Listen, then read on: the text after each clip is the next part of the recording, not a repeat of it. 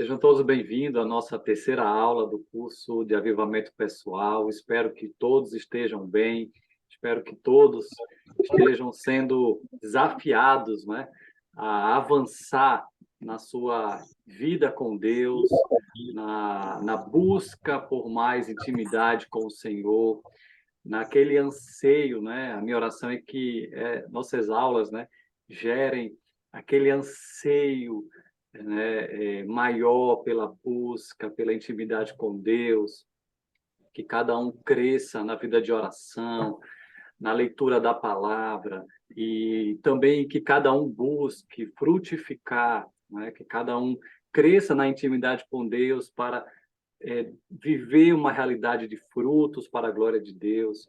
Então, nós louvamos ao Senhor por tudo que Ele já está fazendo. Temos ouvido vários testemunhos ao longo das aulas. E a ideia desse curso é que cada um não só assista a aula, mas cada um se esforce nesse período, desses meses, a ver os vídeos, as dicas de filmes, de livros, as ferramentas. A ideia é que cada um exercite aquilo que nós estamos falando. Não é só esse encontro aqui online, mas é a sua busca. Assim como o livro que a gente indicou na aula passada, né, Os Caçadores de Deus, que cada um seja alguém faminto, né, alguém que está caçando mesmo o Senhor, né, o amado da sua alma. Então, o nosso desejo é gerar mesmo aquela expectativa santa no seu coração por mais de Deus, por mais quebrantamento espiritual, mais busca do alto, que cada um viva um avivamento pessoal e que esse avivamento possa transbordar para a sua casa, para o seu ministério, né? Para o seu pequeno grupo, sua igreja, para outras pessoas. Nós cremos que é possível viver um avivamento pessoal. É claro que a gente viu também na aula passada, né, histórias de avivamentos que aconteceram em vários lugares, em épocas passadas e até no tempo de hoje, né, avivamento de um povo de Deus, né, e isso é fantástico e maravilhoso. Mas nós sabemos que esses moveres, né, de Deus, eles são específicos, têm propósitos específicos, mas nós podemos, pessoalmente, ter uma vida avivada com Deus. Ele já preparou para que isso aconteça. Ele já prometeu para que a gente viva isso, né? Ele está acessível a todos nós. Basta buscarmos, basta nos consagrarmos, basta termos realmente aquela disciplina, né, de regularmente, né, priorizar o nosso encontro com Deus. O Senhor tem preparado um banquete para a gente diariamente e nós precisamos buscar esse banquete. Se nós não buscarmos, nós não vamos experimentar. O Senhor está batendo a porta, né? Como diz Apocalipse 3:20. Esse texto, né? Muitos teólogos aplicam esse texto para no evangelismo, mas eu já vi alguns ensinando, né, que esse texto é muito mais propício à igreja, porque afinal de contas foi escrito para uma igreja, né? Então nós precisamos voltar ao primeiro amor. Nós precisamos dar espaço para Jesus ter intimidade conosco. Ele está batendo na porta. A gente precisa abrir todos os dias, abrir o nosso coração, abrir, né, a nossa agenda, né? Porque às vezes está difícil, né? A nossa agenda às vezes é bem concorrida e parece que Jesus não tem tempo na nossa agenda. Mas a gente precisa abrir todos os dias, buscar, né? Buscar-me eis e me achareis quando me buscardes de todo o coração, diz o profeta. Então não tem outro caminho, não tem um atalho. A gente às vezes espera muito uma conferência, um congresso, um retiro. É ótimo, é maravilhoso, mas nós podemos viver a cada dia desfrutando da fonte, né? Da fonte de água viva, que é o Senhor em nós, habitando em nós, está acessível a todos nós. Jesus já propiciou que isso acontecesse. O véu do templo já foi rasgado, né? Agora todos temos livre acesso ao Pai através do novo e vivo caminho, que é Jesus Cristo, né? Então esse tempo desse curso, né, como a gente falou lá no início, nós somos os treinadores de vocês, né? Nós também estamos treinando, estamos jejuando por vocês, por essas aulas, estamos buscando a Deus, eu e Maurício, estamos nos consagrando, preparando as aulas, está sendo maravilhoso essa aventura de preparar, de organizar. As aulas não estão todas prontas ainda, estamos preparando elas com pelo menos 3 semanas, né, de antecedência, estão sendo feitas, né? Mas passo a passo também estamos desfrutando, buscando mais de Deus. Tem sido uma bênção tanto para mim, como também para Maurício, e que seja para a sua vida. Amém? Vamos para o nosso estudo, o nosso PowerPoint de hoje, da aula 3. Deixa eu colocar aqui para vocês. Ok. Então, vamos lá. Vamos passar aqui. Está aparecendo, está aqui? Está aparecendo. Está aqui, ok.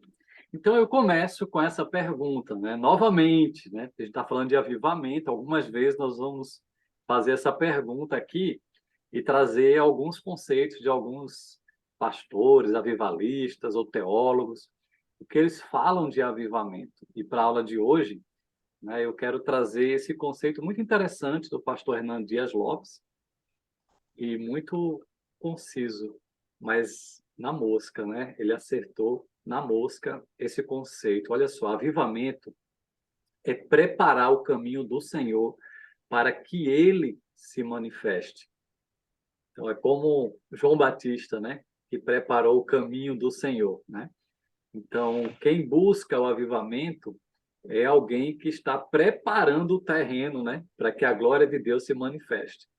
Então, por isso que é uma disciplina, né? E Richard Foster, ele acertou muito em usar esse termo, né? Disciplina espiritual, porque é algo que a gente precisa ter uma rotina, uma busca, um exercício regular, é uma atividade, né, disciplinada, é uma busca de um coração sedento que se esforça, que se organiza para isso, que está sempre ali se exercitando, como alguém que vai para uma academia. Nesse caso seria uma academia espiritual, vamos dizer assim, né? Então, é essa busca, né, que nós devemos ter, né, de preparar, né? As disciplinas espirituais é um preparo, né? Preparar o caminho para que o Senhor venha e se manifeste. Então, a gente ora para quê? A oração é o caminho para que Deus se manifeste, para que a gente experimente a presença de Deus, para que a gente tenha mais intimidade com Deus. A gente jejua, é a mesma coisa, porque a gente tem fome de Deus. Por isso que a gente deixa de comer o alimento físico para buscar um alimento espiritual. Então, a gente medita na palavra de Deus porque a gente quer a glória do Senhor, a gente quer a palavra de Deus sendo revelada ao nosso coração, manifesta ao nosso coração, né? Então, as disciplinas espirituais são um caminho, né? Não são um fim em si mesmo. É um caminho para que a gente busque a Deus, para que a gente tenha a glória de Deus, né, em nosso coração, para que a gente tenha um relacionamento mais íntimo com o Senhor, para que a gente ouça melhor a voz dele, para que a gente tenha realmente uma amizade, né, verdadeira com o Senhor e a gente viva de acordo com a sua vontade. Então, avivamento é esse preparo, é essa busca, é essa disciplina, organizar o caminho, tirar o obstáculo, né? Se livrar das distrações, dos pecados, para que o Senhor se manifeste, né? Para que a glória de Deus se manifeste. Então, mais uma vez aqui trazendo as disciplinas espirituais, né? Hoje vamos mais uma vez refletir um pouco, né, sobre elas, né? Então, elas estão aqui na tela, né? Oração, jejum, meditação e estudo são as 4 disciplinas interiores. Vamos rever elas mais uma vez, vamos fazer mais algumas aplicações com elas hoje. Essas são as interiores. E aí tem, né, as exteriores, que é simplicidade, solitude, submissão e serviço, né? E tem as comunitárias, confissão, aquilo que a gente vive mesmo na vida em comunidade, como igreja, confissão, adoração, orientação e celebração, né? Então, aqui estão as disciplinas espirituais, né, como a gente tem falado, que são os exercícios, né, que nós devemos ter para crescermos espiritualmente, para vivermos um avivamento, né, nós precisamos exercitar essas disciplinas, conhecê-las, priorizá-las na nossa vida, colocar em prática, e aí a gente, vivendo essas disciplinas, elas preparam o caminho para que o Senhor nos encha, para que a gente tenha uma vida espiritual saudável, frutífera, né? Então, vamos resgatar o livro, né, de Richard Foster na aula de hoje e vamos trazer mais alguns pensamentos sobre esse livro. Então, olha só, as disciplinas espirituais pretendem fazer-nos bem, não é isso? Quem ora é abençoado, né? O propósito é excelente. Orar, jejuar, meditar na palavra, confessar os pecados, adorar, né? Servir. Então, as disciplinas espirituais são uma bênção na nossa vida. Elas têm a intenção de trazer a abundância de Deus para a nossa vida e o crescimento espiritual. Ninguém tem dúvida disso, né? As disciplinas espirituais, elas têm o propósito de nos ajudar a crescer espiritualmente e trazer uma vida abundante do Senhor para nós. No entanto, olha o alerta que Richard Foster vai dar no seu livro. É possível transformar, né, essas disciplinas espirituais em um conjunto de leis, transformar no legalismo.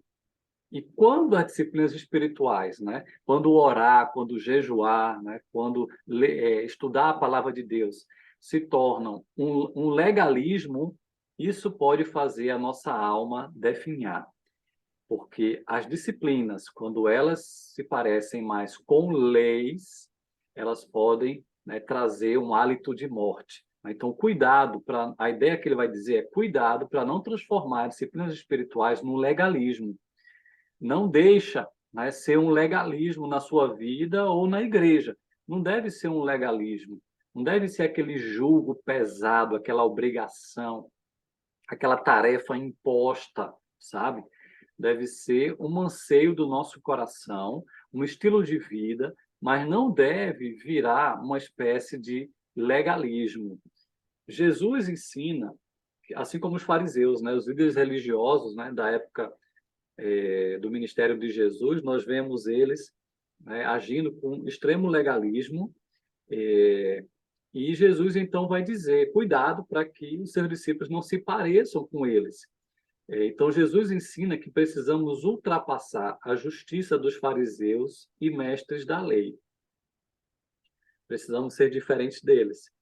Mas precisamos entender que a justiça deles não era desprezível.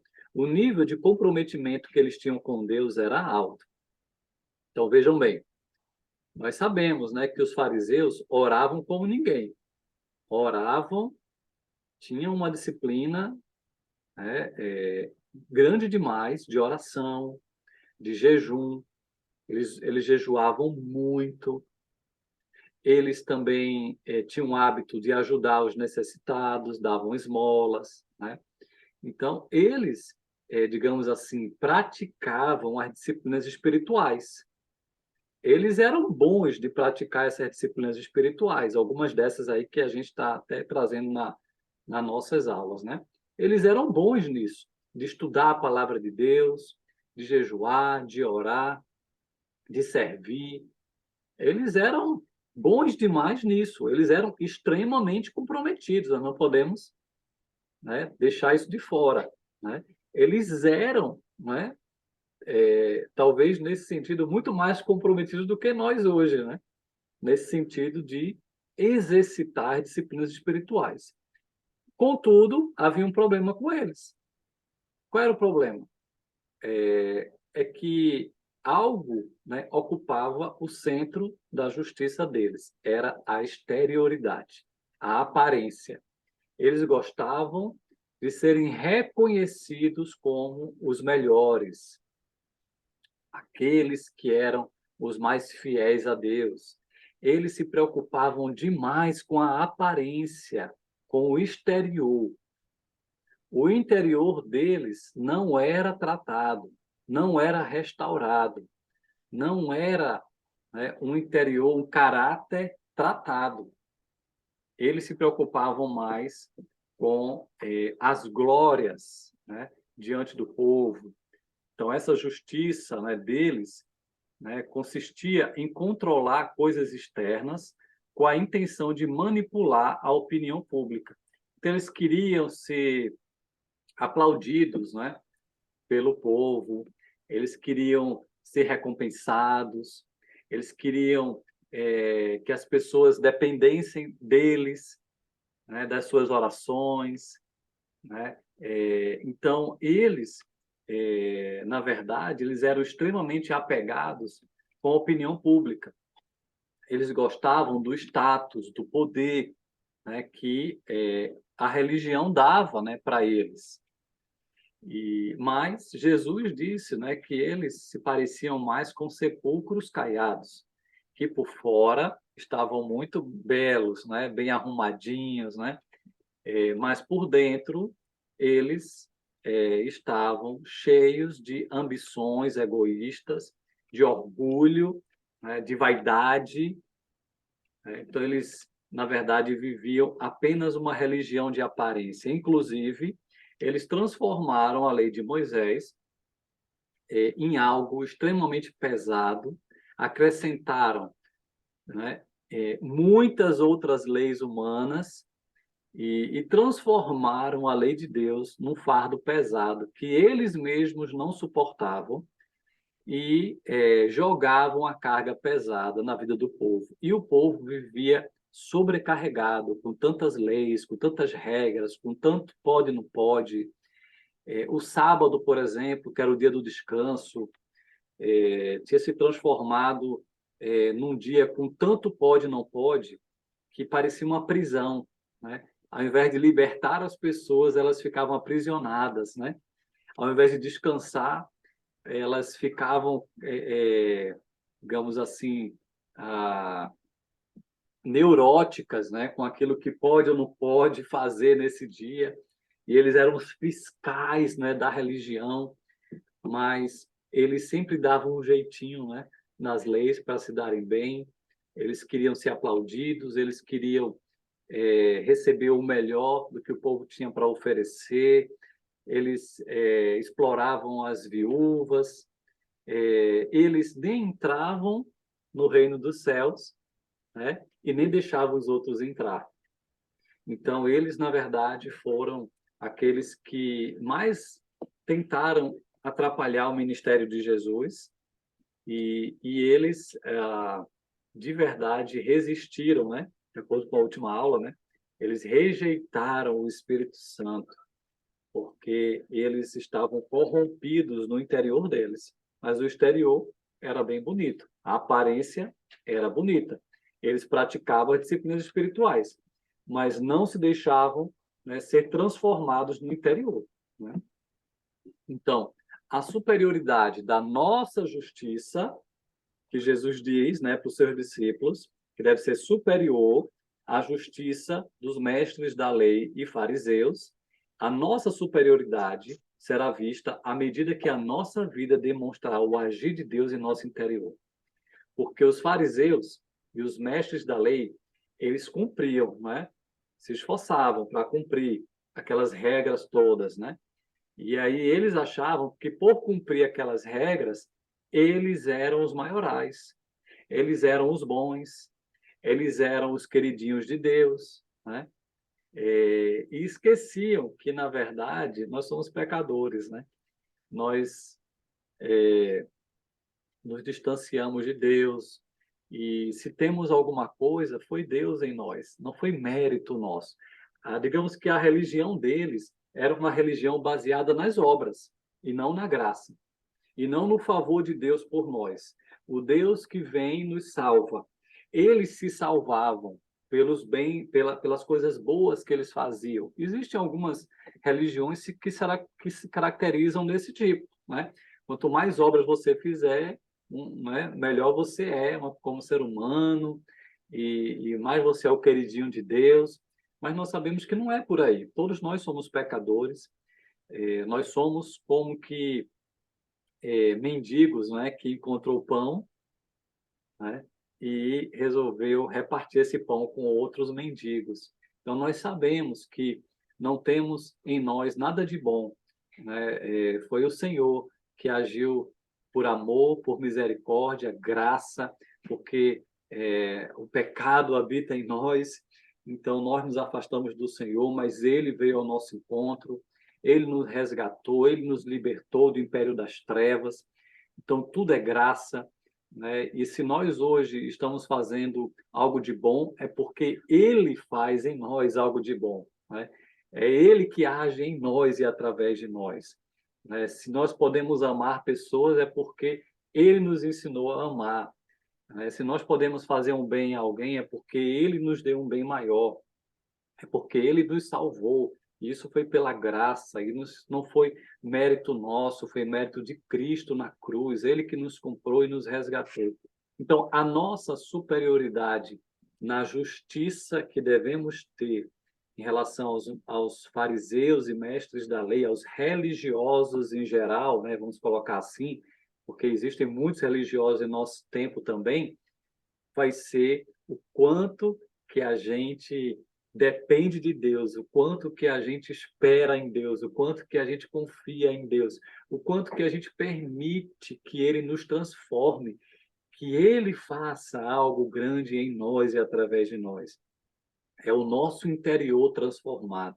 É como Jesus falou também, né, que o que contamina o homem não é o que entra, mas é o que sai do seu coração.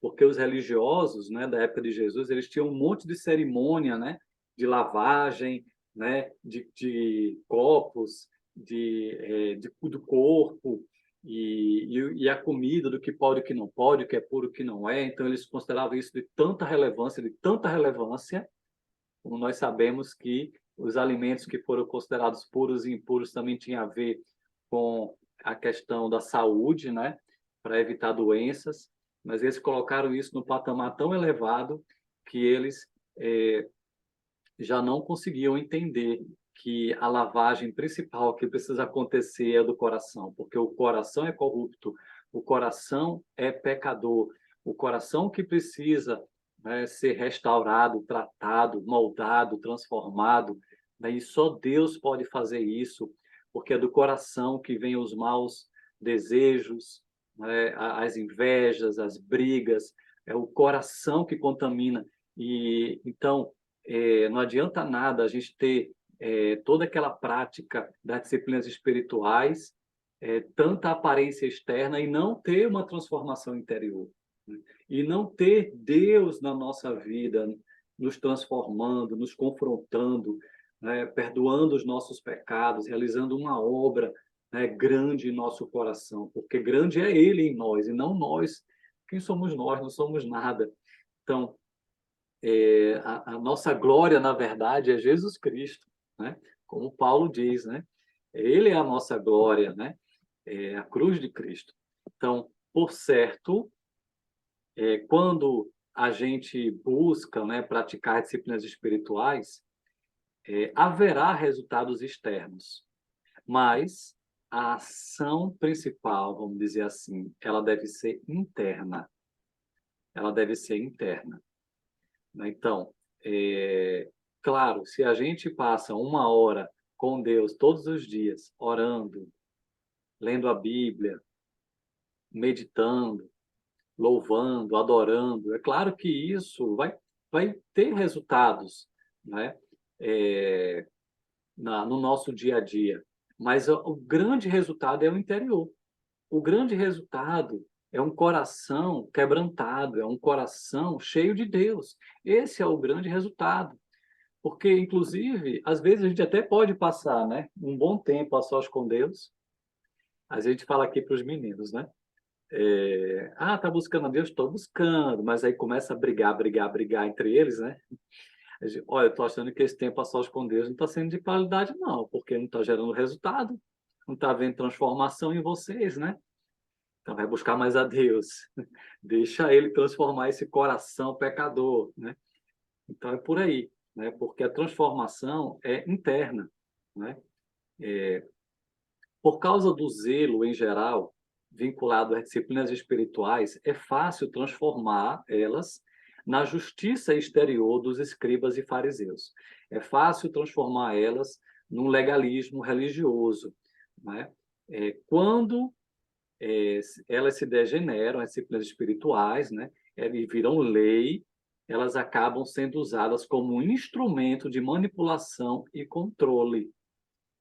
Abusos e prisões espirituais começam a acontecer, né? Então, é a religiosidade. Quando a religiosidade impera, quando a gente faz um monte de tarefa religiosa, né? Porque a gente entende que é assim que a gente vai ser aceito por Deus e pelas pessoas, está errado, né?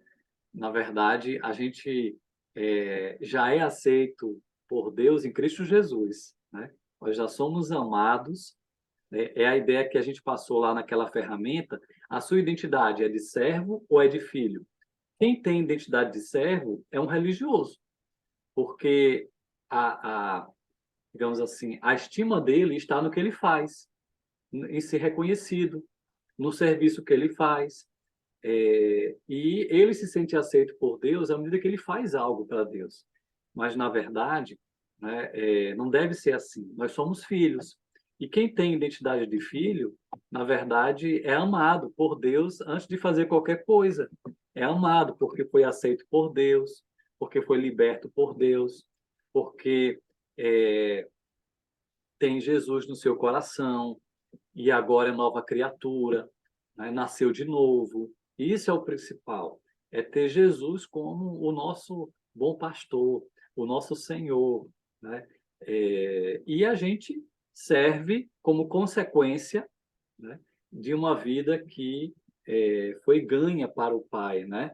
De um coração grato, né? Constrangido por tanta graça que passa a servir, né, como graça, não como meio para ser aceito, para receber reconhecimento, né, para agora que eu estou fazendo as coisas, então tudo vai dar certo na minha vida, Deus tem que me abençoar, virar uma barganha muitas vezes, isso é religiosidade, né, transformar o meu trabalho para Deus num instrumento de barganha para ser aceito por Deus e para manipular situações diante de Deus e até diante de pessoas, né? Você já viu aquela história da irmãzinha, né? Que serviu a Deus 30, 40 anos, até que ela ou alguém da família ficou doente e ela não aceita, ela começa a ficar revoltada com Deus. E não, mas Senhor, como pode, né? A vida toda eu te servi e agora, né, um mal acontece na minha vida. Não aceito porque eu sou a serva fiel, né? Ou seja, isso é barganha com Deus, não é por aí, né? Nós não somos melhores do que ninguém. Na verdade, foi a graça que nos alcançou, né? Não foi a nossa beleza, não foi o nosso pedigree, não foi o nosso status social, não foi se a gente foi criado na igreja, foi porque Jesus, né, nos amou. Ele nos amou primeiro, ele nos amou quando nós ainda éramos pecadores. Então, não há nada que eu faça, né, para Deus que me faça ter o direito, né, de jogar alguma coisa na cara dele e fazer com que ele realize alguma coisa para mim, né? Então, não é assim, né? Então, nós não podemos fazer das disciplinas espirituais um mecanismo, né, de controle, de achar que, né, eu sou o cara, né, o orgulho, né? Então, olha só, o orgulho, né, assume as rédeas, porque passamos a acreditar que somos o tipo certo de gente. Não, agora que eu oro, né, 2 horas por dia, jejuo 3 vezes por semana, ajudo os pobres, agora eu sou, o cara, né? Eu não tem ninguém tão espiritual quanto eu, né? Então isso é orgulho, isso é vaidade, né? Isso é vaidade. Nós não podemos nos engrandecer, envaidecer por causa das coisas que a gente faz para Deus. Mas as disciplinas espirituais podem acontecer isso na vida daqueles que estão com o coração religioso, né? E o medo também pode se apoderar de alguém que está vivendo uma religiosidade por meio das disciplinas espirituais. O medo assume as rédeas porque temos pavor de perder o controle. Então, a gente faz tudo certinho para que tudo esteja no controle e que tudo dê certo, e a gente faz disso também, né? Uma barganha com Deus, né? Ele tem que me abençoar porque eu estou fazendo tudo certinho, né? E não é por aí, né? Tudo é graça na nossa vida, e se Ele permite que a gente passe por dores e sofrimentos, né? Ele é Deus, Ele continua sendo Deus, continua sendo bom, continua sendo justo, é porque Ele tem um propósito de nos moldar, né? Lembro do apóstolo Paulo, né? Que o grande cara tão usado por Deus, né? Se você for ler a segunda carta de Paulo aos Coríntios, você vai ver o quanto que Paulo sofreu.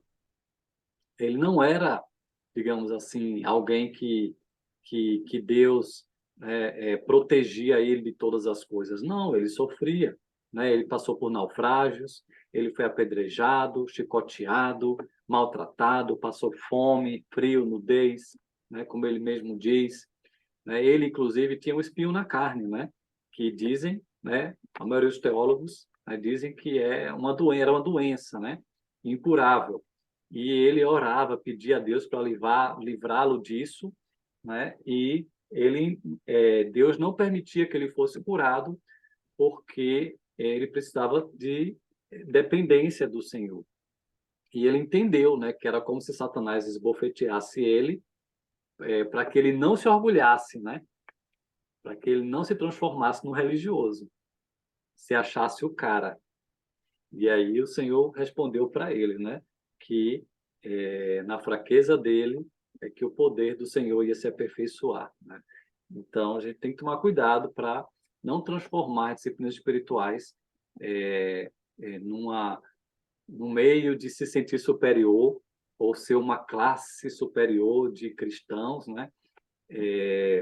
E a gente corre o risco, né, de achar que somos muita coisa porque estamos, né, exercitando essas disciplinas espirituais, quando na verdade nós continuamos carecendo da glória de Deus, da graça de Deus, do amor, do perdão, e o nosso coração tem que ser sondado, porque por vezes a gente pode fazer um monte de coisa, mas o coração pode não estar com a motivação correta. A motivação pode ser o reconhecimento, porque a gente tem uma autoestima baixa, então a gente quer ser reconhecido como alguém que faz algo bom para a igreja, para Deus. Isso é uma motivação errada, né? Então a obra de cada um vai ser provada pelo fogo, ou seja, é nas intenções que Deus vai provar os corações, né? Não é pelo muito fazer, mas é pela motivação de agradar ao Senhor, buscar o Senhor, né, e ter intimidade com Deus, né, como alma sedenta, como alguém que reconhece que precisa de Deus, depende de Deus, sem Ele nada pode fazer, né? Então, depois que se cria uma lei, né, por meio das disciplinas espirituais, é estabelecida uma exterioridade, um padrão, pelo qual julgamos quem está atingindo o padrão e quem não está. Então, isso pode se transformar, né, num instrumento de manipulação, né, como a gente vê em muitas religiões, né, é feita como instrumento de manipulação. Livres das leis, as disciplinas espirituais caracterizam-se predominantemente como obra interna, algo que é um trabalhar de Deus em nosso coração. E isso é impossível de controlar, né? É Deus que faz essa obra, não está no nosso controle, está no controle de Deus, né? Quando passarmos a acreditar de fato que a transformação interna é ação de Deus, não nossa, seremos capazes de deixar de lado a compulsão por endireitar as pessoas. Então, às vezes, nós podemos, né, usar as disciplinas espirituais como um padrão, né, para tentar endireitar as pessoas. Nós sabemos que é Deus que age. Se Deus não agir, de nada adianta, né? A gente pode estar com a vida toda organizadinha, vivendo as disciplinas espirituais certinhas, mas se o sopro do Espírito não vier, não vai fazer nada, né? Se o Senhor não agir, se o Senhor não falar ao nosso coração, se o Senhor não nos encher do Espírito Santo, entende? Então, as disciplinas espirituais, elas são o caminho, elas preparam, mas é Deus que faz a obra, né? É obra dele, né? Nos moldar, nos transformar, nos encher, né? Gerar frutos e resultados vem de Deus, não é por nós mesmos, né? Não é por nossa força, não é só porque a gente está praticando os exercícios espirituais, não. É Deus que faz algo acontecer. Ele é o nosso propósito final. Ele é o nosso alvo da busca. A glória dele é para ele, né? É para o aplauso ser dele, né? Para que ele se agrade de nós, como filhos que somos, e ele é o nosso pai, né? Então, é alguém que está desejoso de se juntar ao que Deus quer fazer no mundo, para agradar o seu pai, para ter o aplauso do céu, né? Então, é uma obra interna de Deus em nós. Então, o mundo em que vivemos está faminto de pessoas genuinamente transformadas, não é verdade? As pessoas desesperam ver isso de nós, igreja, né? Elas não querem ver apenas um povo com um discurso bonito, mas elas querem ver um povo com uma vida bonita, com uma vida transformada. Como eu falei semana passada lá em Vila Magril, né? Que tem o crente atraente, né? O crente atraente é aquele que as pessoas são atraídas para Jesus por meio da vida delas, né? Por meio do amor, da bondade, da graça que ela derrama, o bom perfume de Cristo. Então, atrai. Mas tem também o crente repelente, né? O crente atraente e o crente repelente. O crente repelente, né? Ninguém gosta, né? É o chato, né? Ele não traz o bom perfume de Cristo. Ele não é um bom exemplo de cristão. Ele não faz a diferença, ele não demonstra amor, graça, né? Ele julga todo mundo, ele se acha melhor do que todo mundo, ele afasta as pessoas de encontrar Deus, né? Mas o crente atraente é uma pessoa transformada, é uma pessoa que sabe que se não fosse Deus na vida dela, ela estaria totalmente perdida, né? Não seria nada nem ninguém. Então, ela é agente da graça para as pessoas ao redor. E ela crê que Deus pode transformar todo tipo de pecador, né? Porque esses crentes, assim, muito religiosos, né? Muito espirituais, né? Alguns desses, né? Que estão nessa religiosidade, né? Começam a definir quem é e quem não é, quem pode e quem não pode ser transformado, né? Julga, né? Isso. Mas aquele que, de fato, tem uma transformação interior, né, e sabe que é a graça de Deus na sua vida, ele crê que Deus pode mudar todo tipo de pecador, né? Ele sabe o que é graça. Ele foi tão perdoado que ele se sente muito amado por Deus, né? E ele sabe que o tamanho do pecado, seja ele qual for, né, pode ser perdoado por Jesus e todos podem ser amados por Jesus. Ele morreu para que desse livre acesso às pessoas ao Pai, independente de raça, status social, pecadinho, pecadão, né? Todos precisam do Senhor. Tolstói vai dizer que todo mundo pensa em mudar a humanidade. Ninguém pensa em mudar a si mesmo. Então, cada um precisa fazer a sua autorreflexão, né? Estejamos entre os que acreditam que a transformação interior é um objetivo digno de nossos melhores esforços. Façamos que tudo convirja para Cristo e enxerguemos as disciplinas espirituais como forma de ficar mais perto do coração dele, de Jesus. Amém? Glória a Deus. Então, das 12 disciplinas, né, a última que Richard Foster vai falar é a celebração. Nós ainda veremos uma por uma, né, especialmente nas últimas aulas. Nós vamos trabalhar com mais cuidado, né, de acordo com a visão de Richard Foster, as 12 disciplinas. E a celebração vai ser a última que a gente vai ver. Mas é bom dizer, desde o início, que a celebração é o centro de todas as disciplinas espirituais, né? E o que é essa celebração, né? É um espírito alegre, festivo, né? Por quê? Porque nós somos o povo mais feliz da Terra, não é isso?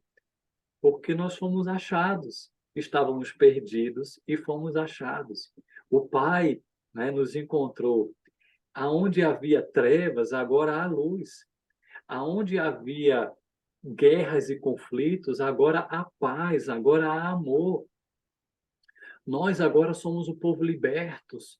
Nós agora somos um povo que é redimido, que tem promessas grandiosas. Nós temos Jesus como nosso amigo real e verdadeiro.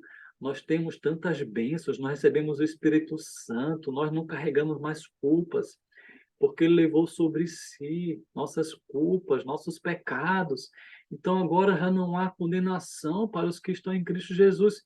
Então, por isso que nós somos um povo feliz e alegre. A alegria do Senhor é a nossa força, né? Nós somos o povo, né, amado por Deus. Nós somos a menina dos olhos do Senhor, né? Nós somos a noiva, Jesus é o noivo. Então, olha quantas bênçãos da palavra do Senhor. Então, nós somos um povo feliz porque temos o Senhor. Essa é a ideia da celebração. Precisamos aprender a contemplar a glória do Senhor, os feitos do Senhor e se alegrar, testemunhar, né? Conta as bênçãos, diz a música, né? Conta as bênçãos, conta quantas são e hás de ver surpreso, né? Quanto Deus, né, já fez na sua vida, o quanto Deus é bom. Então, o povo de Deus não é um povo, né, cabisbaixo. A gente passa por dias tristes, né? O luto pode vir na nossa casa, mas nós somos renovados com a esperança de uma morada celestial. E o povo de Deus também foi ensinado a celebrar. Não é à toa, né, que o povo de Israel tem algumas celebrações que eles têm que festejar mesmo, na lei de Moisés, né? Então, é esse lembrete que a gente tem que ter, que todas as disciplinas espirituais, orar, jejuar, né, meditar na palavra, confessar os pecados, servir, ser submisso, todas essas disciplinas devem ter como centro a alegria do Senhor em nosso coração, né? A festa que agora o nosso coração tem, porque nós somos do Senhor, porque nós somos o povo de Deus, né? Então, sem esse espírito alegre de festividade, porque nós somos nova criatura, nós somos o povo de Deus, as disciplinas espirituais elas ficam embotadas, né? Elas perdem a cor, né? Elas não têm alegria, elas são um fardo e se transformam em ferramentas que exalam morte nas mãos dos fariseus modernos, né? Então temos que tomar cuidado. Cada disciplina deve ser caracterizada pela alegria despreocupada e por um senso de ação de graças. Essa palavra diz tudo. Ação de graças, gratidão. Então, eu jejuo como expressão de gratidão, não é uma barganha para conseguir algo com Deus, né? Como gratidão, né? De alguém que recebeu tanto de Deus, eu quero mais de Deus, eu quero ser mais cheio de Deus, eu tenho fome do Senhor, eu quero me consagrar mais, né, a esse Deus bendito e glorioso. Então, é uma gratidão pela oportunidade, privilégio que temos de servir ao Senhor, de adorar ao Senhor. Então, tudo, né, todas as disciplinas devem ser como um regozijo, como um coração que se deleita no Senhor, né, que se alegra em Deus, com motivos de júbilo e gratidão. Então, isso tem que acontecer, né, quando a gente busca praticar essas disciplinas espirituais. E aí, né, o autor também tenta juntar todas as disciplinas espirituais, só para a gente entender o quebra-cabeça, né, que depois nós vamos esmiuçar, mas só para entender, ele tenta explicar cada uma das disciplinas, né, numa sentença única, né? Então ele diz assim, olha, a meditação acentua a sensibilidade espiritual, porque a gente está ouvindo a voz de Deus, né? E está buscando ouvir a voz de Deus na palavra. E então isso, né, leva à oração, né? Nos meus tempos, no momento a sós com Deus, eu começo mesmo meditando na palavra. E é sempre, né, é natural, depois de um tempo de meditação na palavra, eu quero orar, eu quero adorar, eu quero buscar a Deus, né? Eu quero conversar com Deus, né? É isso que acontece realmente. Então, logo descobrimos que a oração está associada ao jejum, né? É uma consagração, é uma busca maior, né, por Deus. Influenciados, e oração e jejum caminham juntos, né? Influenciados por essas três disciplinas, podemos com eficácia caminhar para o estudo, né? Estudar, né, mais profundamente, né? É, e isso nos dá discernimento a respeito de nós mesmos e do mundo em que vivemos, né? Nós temos luz para o nosso caminhar, né? Nós temos mais discernimento, né? Nós temos direção, né? Nós aprendemos a viver nesse mundo para a glória de Deus, esse mundo mau. Por meio da simplicidade, vivemos de maneira íntegra em comunidade, porque a simplicidade tem a ver com o estilo de vida, né? O estilo de vida de alguém que busca, em primeiro lugar, o reino de Deus, é o que nós veremos, né? Então, isso se manifesta na sociedade, né? No nosso dia a dia, né? A solitude permite-nos estar genuinamente presentes quando estamos com as pessoas, porque a solitude tem a ver com construir um santuário interior em nosso coração para Deus. E agora não estamos mais sozinhos, nós temos o Senhor habitando em nós. Então, essa busca por estar com Deus, né? Não é solidão, mas é andar com Deus, né? A solitude é buscar a Deus e ser guiado pela voz de Deus, pela direção de Deus, né? Então, a solitude nos faz ser inteiros, né? Íntegros, porque a gente é satisfeito em Deus, né? E assim a gente consegue ser melhores seres humanos, né? Nos relacionamentos. E a submissão. Mediante a submissão, convivemos com os demais seres humanos sem o apelo da manipulação. Então, a gente entende o nosso lugar na sociedade. A gente não precisa manipular nada para conseguir um lugar, um espaço, né? A gente entende a importância de seguir as regras, as ordens, né? E pelo serviço, tornamos-nos bênção para elas, né? Para as pessoas, né? A gente ajuda, a gente contribui, né? Para o bem da sociedade. A confissão de pecados liberta-nos de nós mesmos, nosso egoísmo, né? E libera-nos para adorar ao Senhor, né? Em espírito e em verdade, né?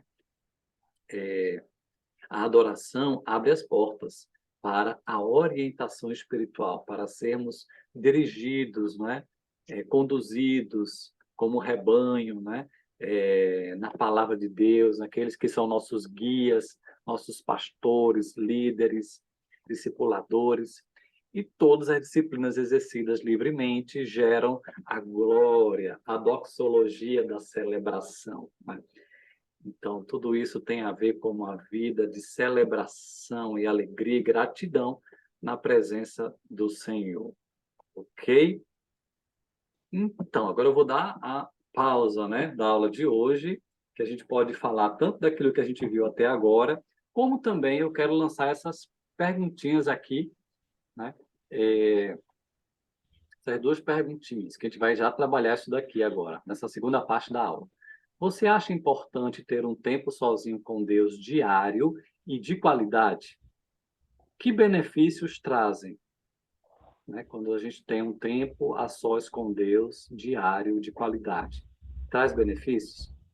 O que devemos fazer no tempo devocional, tá? Então, nós vamos conversar. Se você achou interessante alguma coisa dessa religiosidade, transformar disciplinas num legalismo, pode conversar, né? Mas também eu quero já começar a conversar sobre essa questão do tempo a sós com Deus, né? O que fazer, o que é importante, se você acha que é importante, que benefícios trazem. Então, vamos abrir alguns minutinhos para ouvir vocês.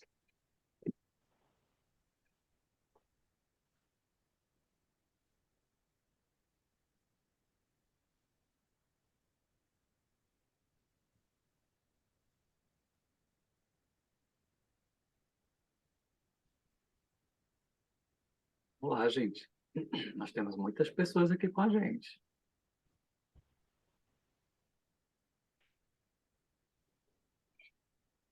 Então, vamos lá. Vai lá, pastor. Pastor Alexandre, eu amo pensar sempre em Isaías, eu acho que eu já dei esse exemplo. Ai de mim, meus olhos viram o Senhor. Uhum. Eu acredito que esse tempo de qualidade que a gente tem com Deus, o tempo a sós com Deus, ele nos faz nos perceber. Eu amei essa frase aqui do Tolstói. Todo mundo pensa em mudar a humanidade, ninguém pensa em mudar a si mesmo. Uhum. Eu me apaixonei pela frase e eu vou levar comigo, porque é Uhum. algo que a gente muito ouve. As Uhum. pessoas, elas dizem assim, lá no meu serviço, o meu chefe, na minha igreja, e assim vai. As pessoas elas reclamam da sociedade no geral. Uhum. Só que muitas vezes a gente não para pensar em nós, para reclamar de nós mesmos, para Uhum. nos perceber, para perceber nossos defeitos. Sim, E isso é ter uma vida avivada. Quando a gente sim. se percebe, quando a gente Uhum. percebe o nosso pecado, e você ainda há pouco comentava sobre isso, né? De que, olha, as pessoas elas podem sim ser transformadas, né? Uhum. Podem sim aí ser usadas até por Deus, né? Uhum. Então, assim, a gente tem uma percepção a respeito de nós mesmos, Uhum. a respeito dos nossos defeitos, a respeito dos nossos erros, dos nossos pecados. E A nesse gente tem encontro com uma Deus, melhor eu acho que consciência, né? A gente tem uma melhor consciência deles, né? Na presença do Senhor, né? isso, e assim, esse tempo com Deus, ele só gera isso em nós, né? A gente começa a se perceber, a gente começa a olhar para nós, a gente começa a entender o quanto nós erramos, nós Uhum. falhamos com Deus, nós falhamos com o nosso próximo, né? Uhum. E isso é bom quando a gente percebe, porque Uhum. é a melhor forma de acertar agora, é quando a gente Sim, percebe o nosso erro. sim. Porque a perceber, ter uma percepção do erro do outro, a gente nunca vai se consertar. A gente sempre vai Verdade. tentar trabalhar para consertar o outro, né? E eu Eu, vejo que eu, eu lembrei, pastor, só para não perder o seu tranquilo, raciocínio, eu tranquilo. lembrei daquela, do fariseu e publicano, né? Na oração. O fariseu se orgulhava, Senhor, eu te agradeço porque eu não sou como esses publicanos e pecadores, né? Olha o orgulho espiritual. Ele não Sim, se percebia como alguém carente de Deus, pecador. isso, E o publicano, Senhor, batia no peito, né? Não sou digno, né? Do Senhor. sim, Ele se via, né, no seu pecado, ele entendia que precisava da misericórdia. Então, por isso que Jesus falou que esses vão entrar no reino dos céus, né? A porta está aberta para esses, né? exato. E aí, assim, então eu vejo que essa tem sido essa proposta, né? Dessa, desse, eu vou dizer assim, desse estudo, desse seminário que nós temos tido todas as segundas-feiras, desse avivamento pessoal, né? Desse perceber a si mesmo e entender que nós precisamos de um avivamento, Uhum. de que não tá bom. O E pastor pode ainda há ter pouco mais, né? falou Deus tem sobre mais. isso, né? E isso, de ter mais de Deus, de ter mais intimidade, de conhecer mais o Senhor, né? E você falava algo sobre, olha, quem foi perdoado vai perdoar, quem sentiu a misericórdia por sua vida vai ter misericórdia de outros, Uhum. né? Então, eu vejo que é isso, e nesse tempo que você perguntou lá sobre a questão da devocional, eu acho que tem que ter tudo isso, sim. Tem que ter aquele momento que a gente fala com Deus, né? Que a gente lê um livro. Claro, primeiramente, a palavra, que é o que Uhum. mais nos edifica, a palavra nos basta, mas que Uhum. muitas vezes até ler um livro, né, que nos edifique, que nos abençoe. Tem sempre aquele livro que a gente, né? Que o livro que a gente termina um e passa para outro. Já a Aham. Bíblia não, é o tempo todo só a Bíblia. A Isso. Bíblia, glória a Deus por isso, né? É. Mas que eles muitas vezes também traz uma luz abençoada aí para nossa cabeça sobre Uhum. alguns temas, sobre algumas questões da vida. Então, eu Uhum. acho que é isso. O momento devocional ele tem que ter esse prazer. A gente não pode ver como, ai meu Deus, eu vou ficar ali 2 horas, pronto, já deu 2 horas. Não, é olhar para o relógio e dizer assim, meu Deus, eram 2 horas, já são três, já são quatro, pelo prazer da presença, pelo Amém. prazer de ouvir o Espírito, pelo prazer de perceber o Senhor tratando conosco, que, meu Amém. Deus, isso é algo muito lindo, né? Quando a gente percebe, vai se percebendo e diz assim, meu Deus, eu percebo que eu também estou mudando, porque a gente percebe, né, pastor? Eu Uhum. percebo que eu estou mudando, eu percebo que aquela palavra, né, a palavra tem feito uma transformação na minha vida. Uhum. E, isso é tremendo demais. Amém. Glória a Deus, pastor. Excelente. Quem mais? Eu só concordo. Concorda ou sem corda? Concordo, né? Concordo 100%. Eu aprendi com o pastor E o Dom Mar, há mais de 30 anos atrás, ele dizia sempre assim: José Carlos, cuidado com os elogios. Uhum. Cuidado como você recebe os elogios. Uhum. Ele pregou uma mensagem muito boa. Aí no final, fui parabenizá-lo. E ele disse para mim: Zé Carlos, cuidado com os elogios, né? Então ele estava dizendo para mim que ele tinha cuidado com os elogios. Porque, Isso é um texto bíblico, né? O homem é provado pelos louvores que recebe. Aí pois há é, quem diga, né? E as mulheres exatamente. pelos que não recebem. Tá bom. Essa é a minha participação. Excelente, é isso aí mesmo, pastor. Tomar cuidado com esses elogios. Vai descer, né? O orgulho pode subir a cabeça, né? Sou bom demais, ninguém faz como eu. Mais alguém? Pastor, Keliane, diga. é, na questão do cuidado, da gente não fazer com que as disciplinas se transformem, né, em, Uhum. uma, O legalismo, né? em, em um legalismo, né? Uhum. Eu ouvindo os pastores falando, me veio a memória também da passagem do samaritano, né? Aham. Vinha um sacerdote Uhum. e não foi igreja, né?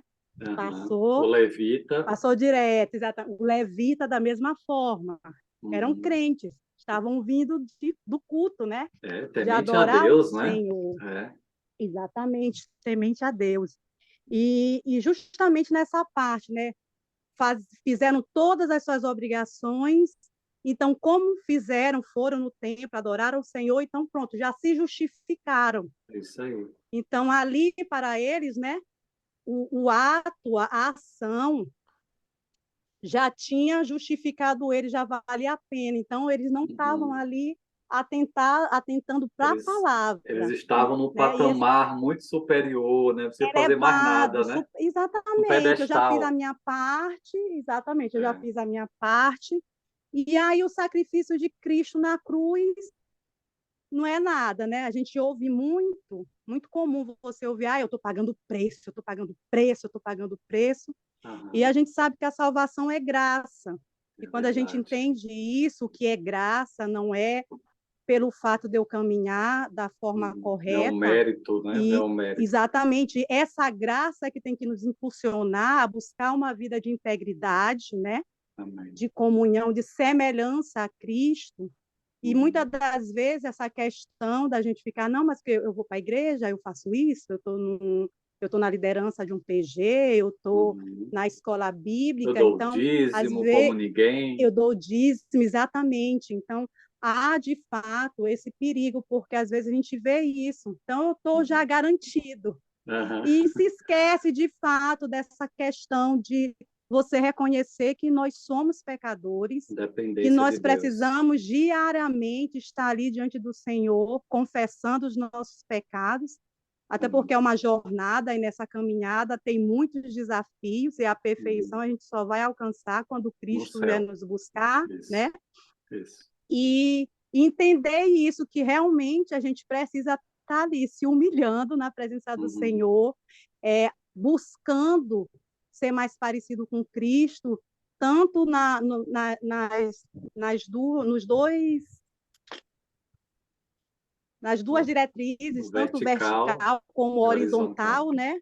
E não Uhum. agir igual aquele sacerdote, aquele levita. Eu sou crente dentro da igreja, porque dentro do templo é muito fácil a gente ser crente. Aham. Eu digo para as mulheres que caminham comigo, ó, ser crente aqui, ou vocês, irmã Keiliane é um amor, é uma fofinha, é uma mulher de Uhum. Deus, isso aqui é fácil, são alguns momentos que a gente passa aqui. Uhum. Mas vamos passar mais tempo juntos, vamos passar uma semana. Eu Sim. costumo dizer assim, vai passar uma semana comigo, de repente Sim. vocês já não vão mais ter essa visão. Sim. Porque são desafios diários, não existe esse nível de espiritualidade que outra pessoa alcançou um patamar e agora pronto, eu Já estou sou um anjo. aqui. Já sou um anjo. Exatamente. É uma luta diária que a gente só consegue vencer se a gente reconhecer essa nossa deficiência Isso. e buscar a vitória na fonte, né? Que é Amém. Cristo.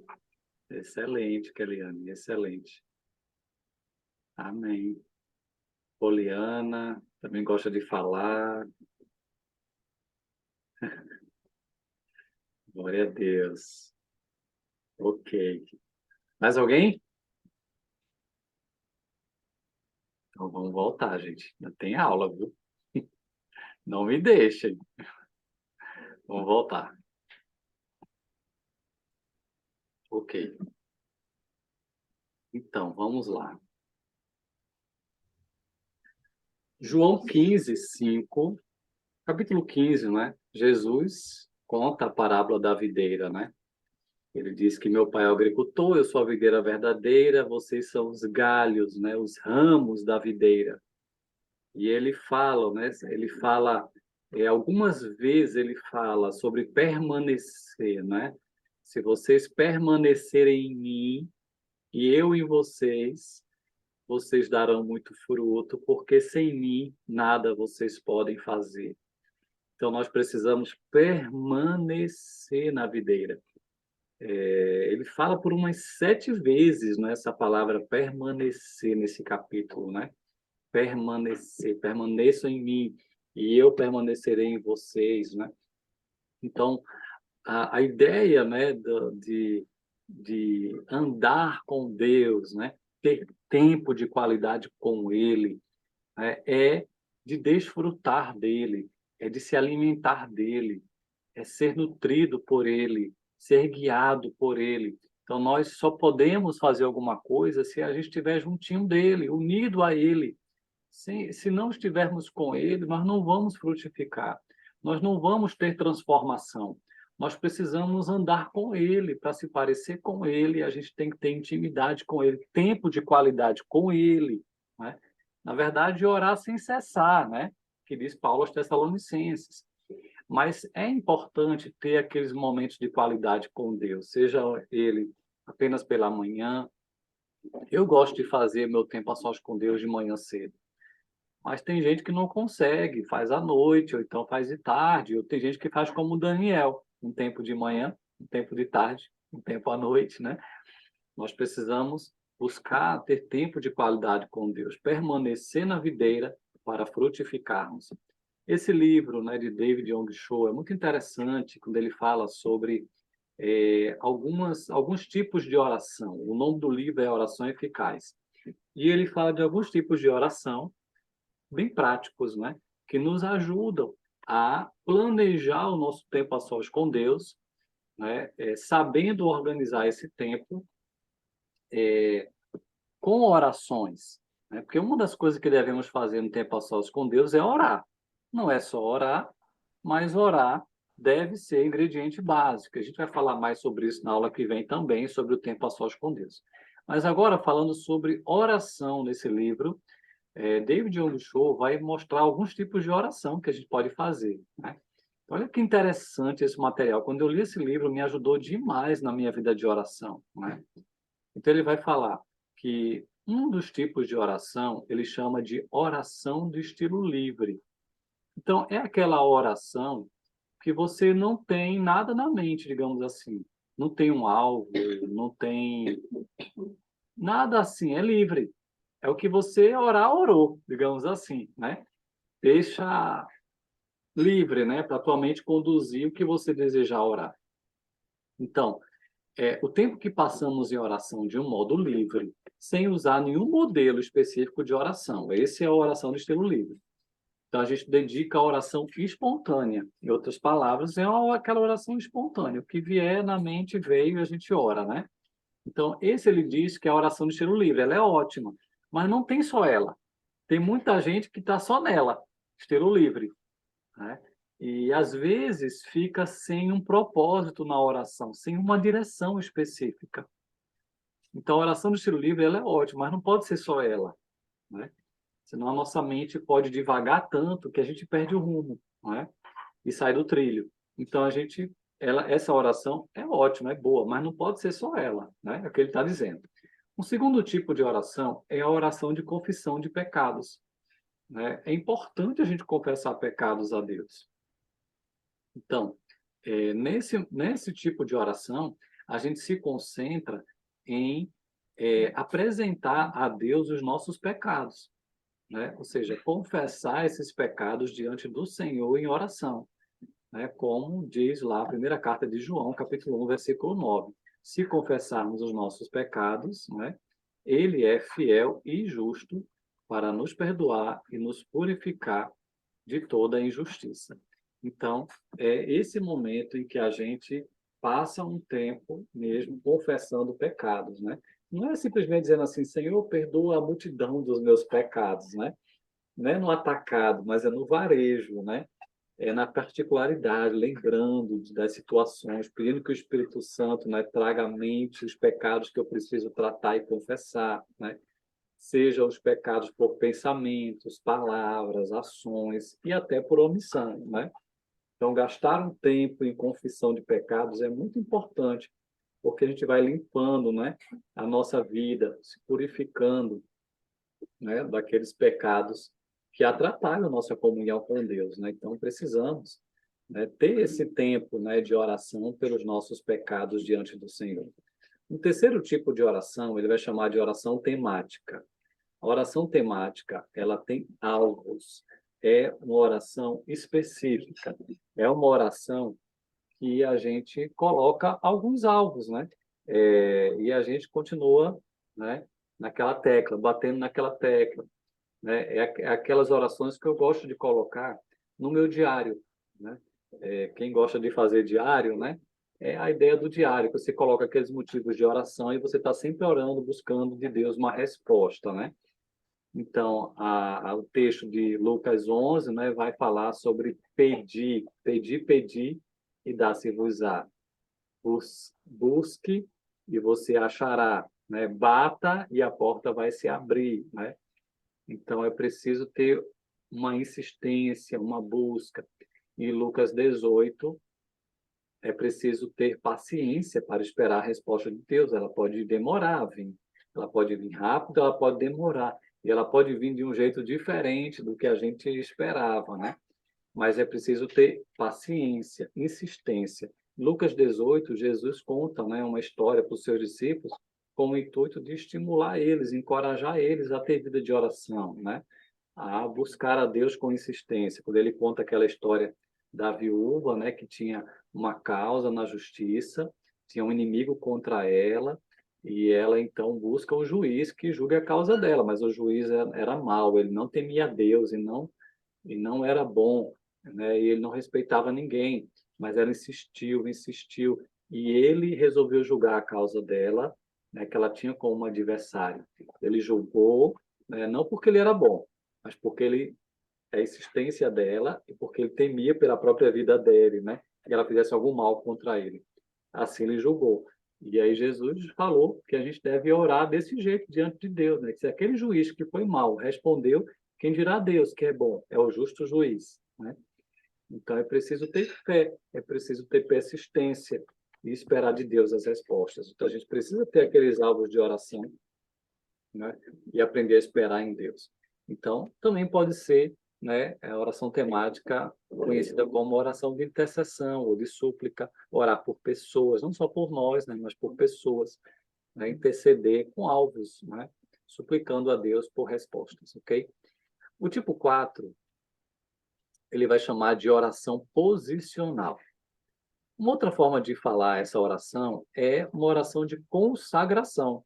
É um momento de consagrar-se diante de Deus, reconhecendo nossas posições que temos, né, diante de Deus, de acordo com a palavra de Deus.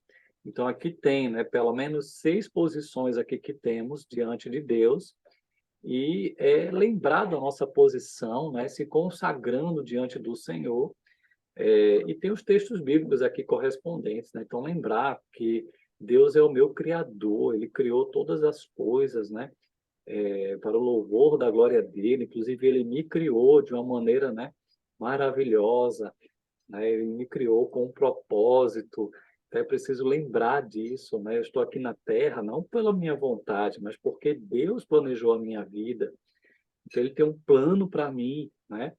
Então, que bom a gente passar esse tempo lembrando disso, né? E se consagrando diante do Senhor. Aí tem a outra posição, né? Ele é o meu redentor, eu fui redimido por ele, né? Eu era o pecador, né? Perdido, mas ele me salvou, ele me resgatou, ele me redimiu, né? Por meio do seu filho na cruz, né? Eu agora sou perdoado, entende? Deus é o meu pastor, eu sou ovelha do rebanho dele, o Senhor é meu pastor e nada me faltará.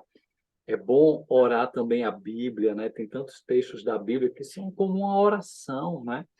Então, como é bom a gente gastar um tempo na palavra de Deus, orando, né? Meditando na palavra e dizendo ela, né? Consagrando nossa vida diante da palavra em oração. Também Deus é o meu oleiro, né? A visão que Jeremias teve no capítulo 18, né? Que Deus é como oleiro, nós somos o vaso de barro, né? Então, deixa ele moldar a nossa vida, dirigir, conduzir. A parábola da videira, que eu acabei de falar, né? João 15, Jesus é a minha videira verdadeira, eu sou um raminho, né? São galhos, né? Sou um galinho.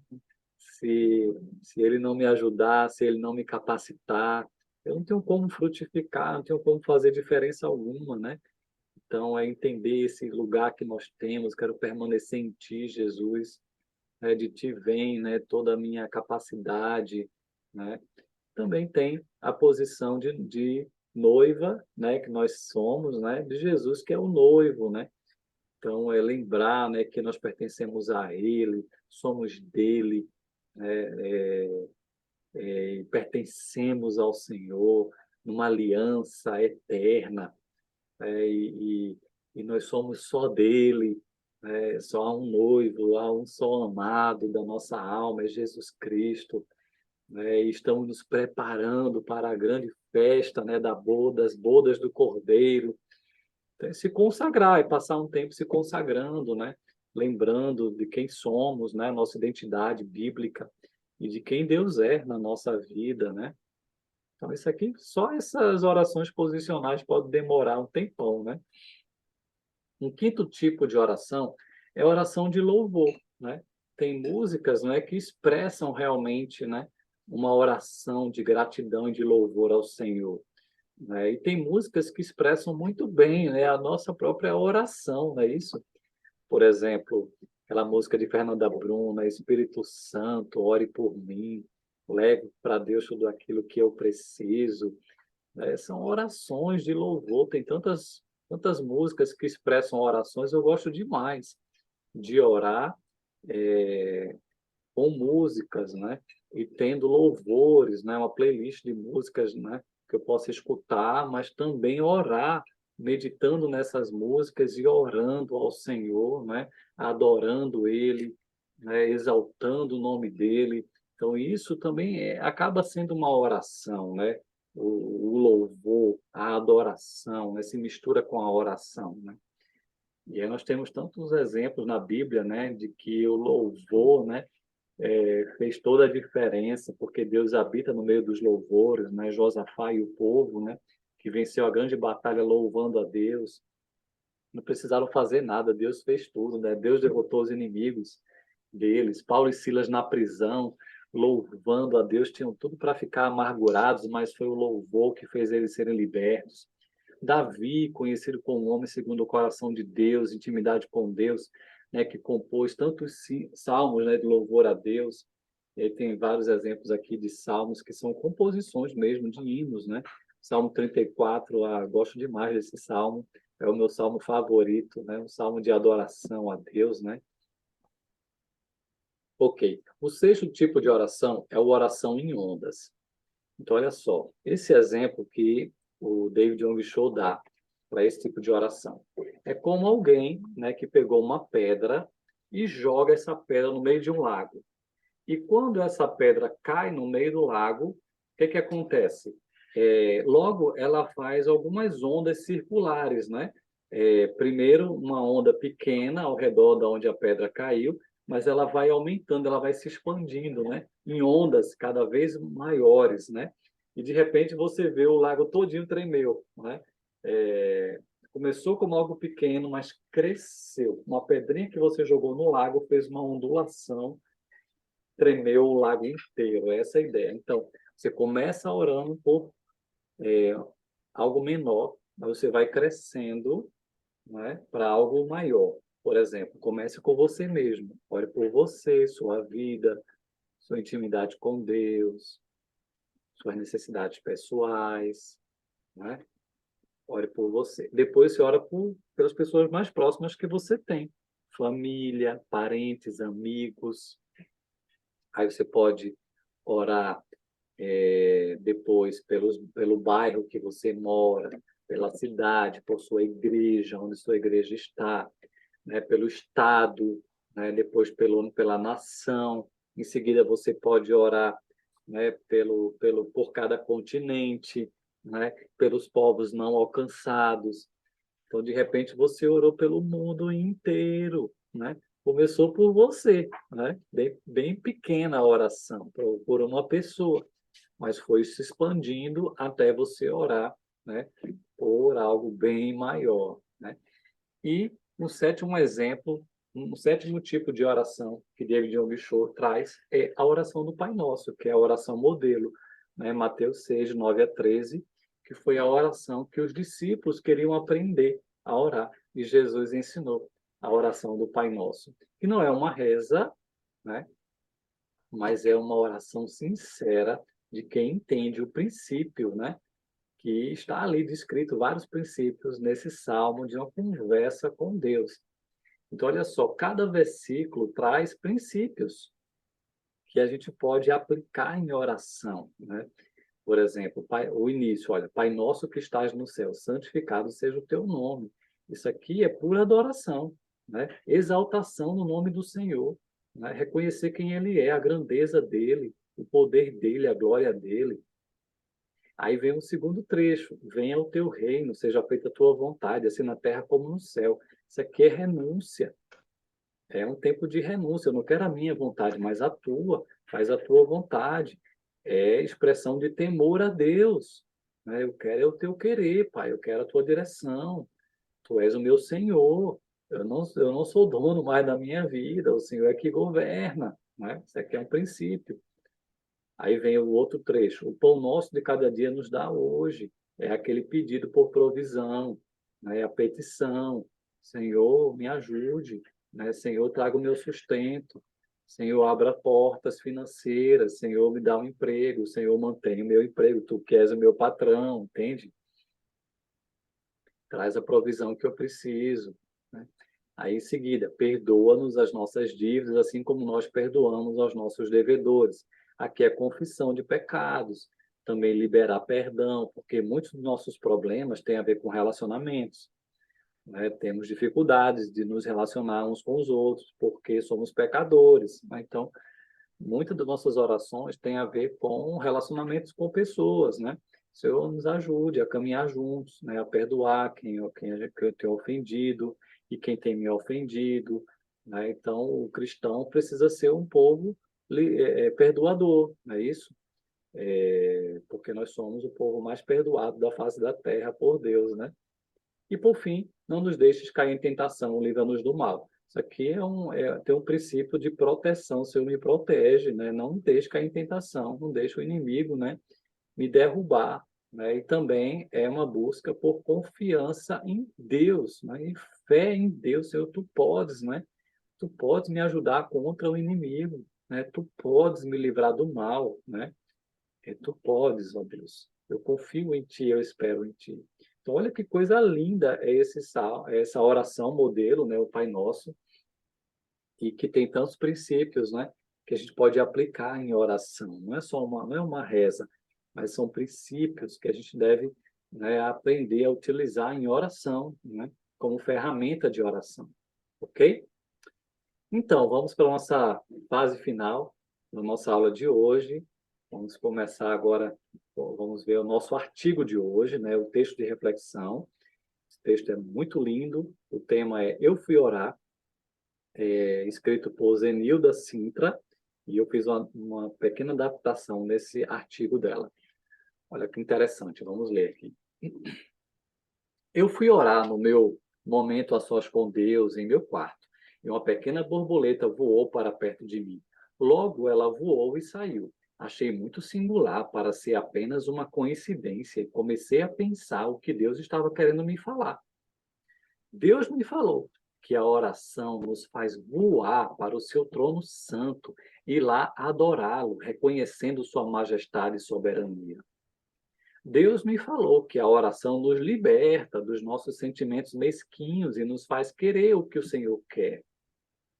Deus me falou que a oração gera o arrependimento por nossos pecados e nos faz buscar o perdão em Jesus e sermos livres do domínio do mal. Deus me falou que orar é deixar livre o nosso ser para que possamos ouvir a sua voz e receber a sua direção para a vida. Deus me falou que a oração move a sua mão para nos renovar e abençoar. Deus me falou que orar exercita a nossa fé e confiança em Deus. Deus me falou que quando oramos pelas pessoas, nos libertamos de mágoas e ressentimentos e exercitamos o amor. Deus me falou que buscar a sua face é desejar a sua intervenção em nossa história e dar-lhe liberdade para agir.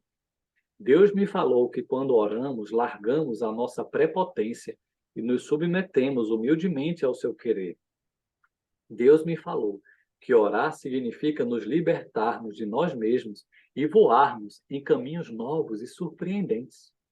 Deus me falou que orar é caminho para experimentarmos seu amor e graça, que renovam as nossas forças e esperança.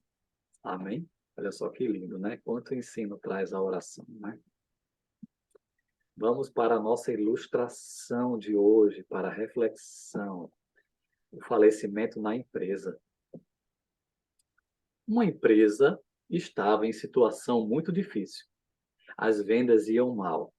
Os trabalhadores estavam desmotivados. Os balanços há meses não saíam do vermelho. Era preciso fazer algo para reverter o caos, mas ninguém queria assumir nada. Pelo contrário, o pessoal apenas reclamava que as coisas andavam ruins e que não havia perspectivas de progresso na empresa. Eles achavam que alguém devia tomar a iniciativa e reverter aquele processo. Um dia, quando os funcionários chegaram para trabalhar, encontraram na portaria um cartaz enorme na qual estava escrito: faleceu ontem a pessoa que impedia seu crescimento na empresa. Você está convidado para o velório na quadra de esportes. No início, todos se entristeceram com a morte de alguém, mas depois de algum tempo ficaram curiosos para saber quem estava bloqueando seu crescimento na empresa. A agitação na quadra de esportes era tão grande que foi preciso chamar os seguranças para organizar a fila do velório. Conforme as pessoas iam se aproximando do caixão, a excitação aumentava.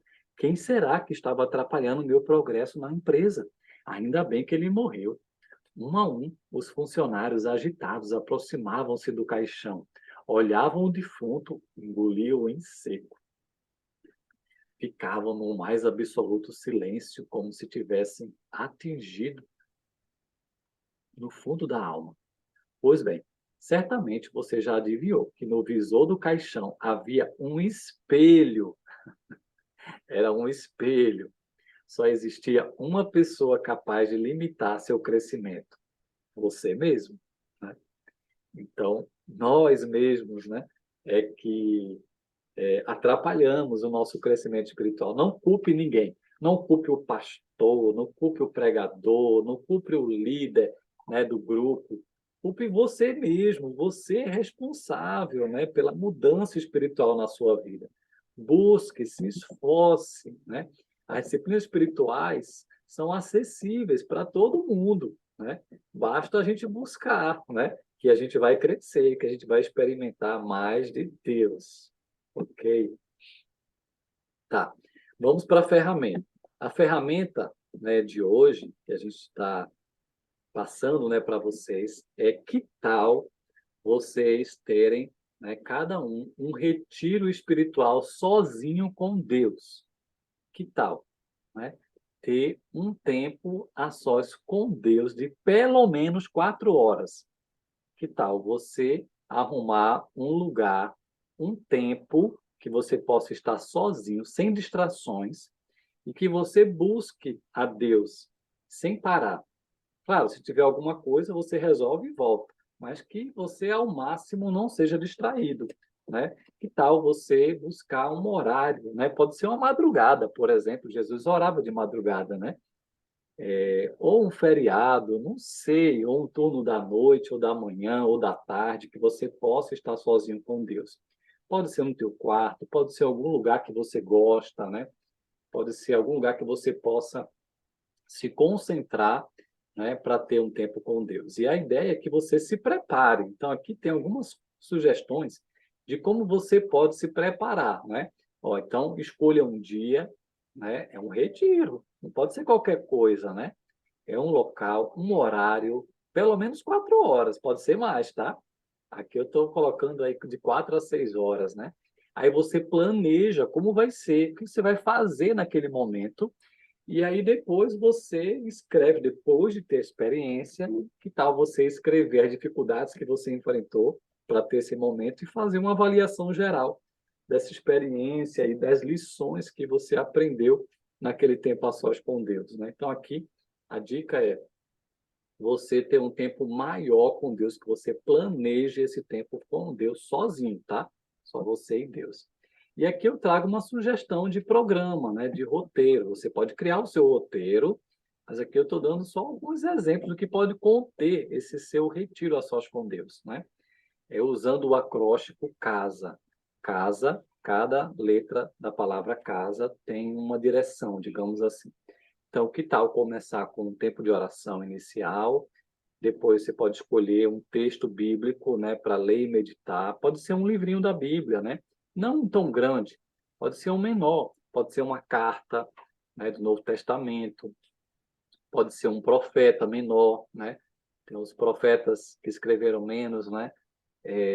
Escolha um livro. Tem Esté, né? Tem Ruth, né? Tem Neemias. Escolha um livro, né, da Bíblia. Pode ser um livro da Bíblia, né, para você ler e meditar. Passar um tempo lendo e meditando. Depois você passa por um tempo de confissão, né?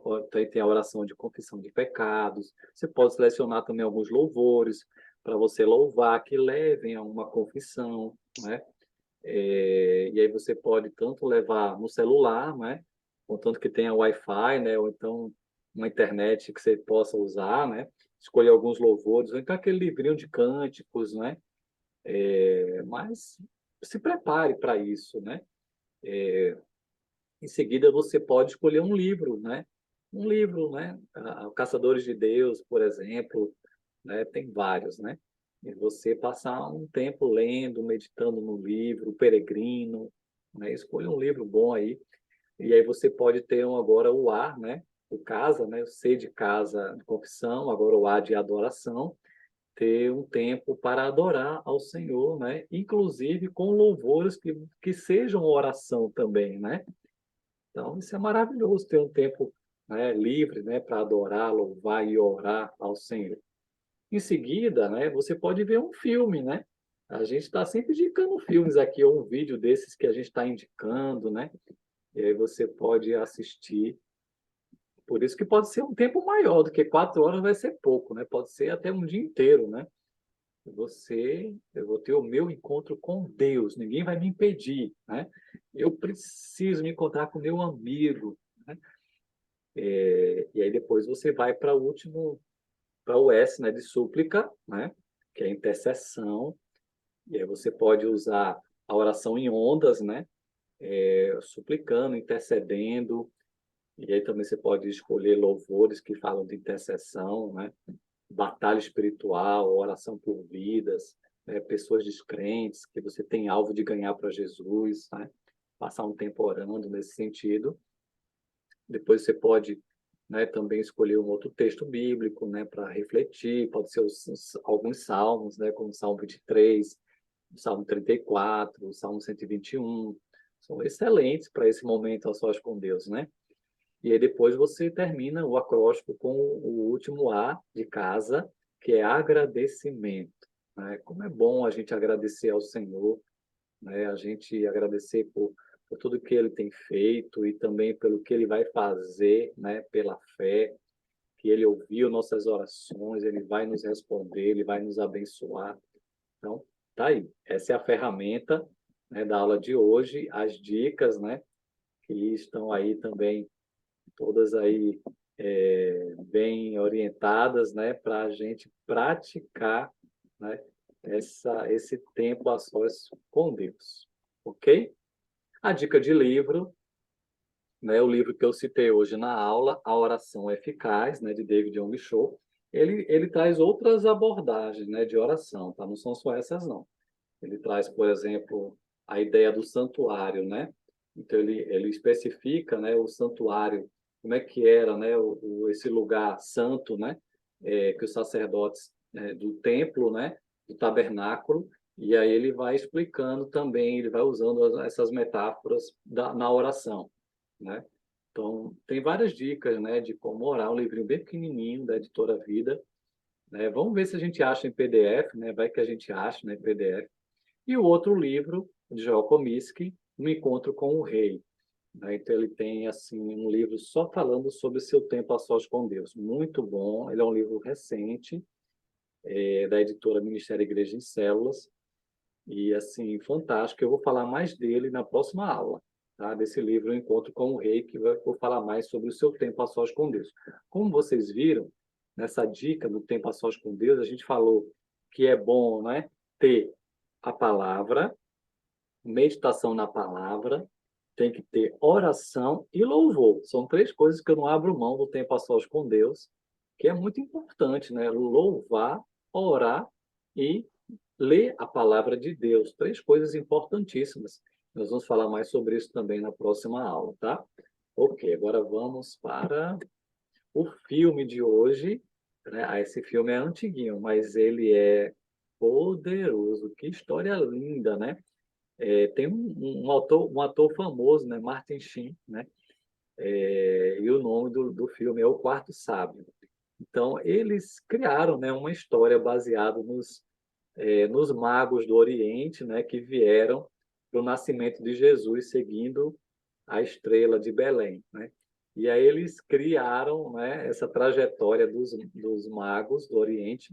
Inclusive, tem um quarto, né, que perdeu o grupo, né, dos três que foram na frente, mas que ele também estava sendo guiado pela estrela de Belém, porque ele também queria desesperadamente encontrar o Salvador.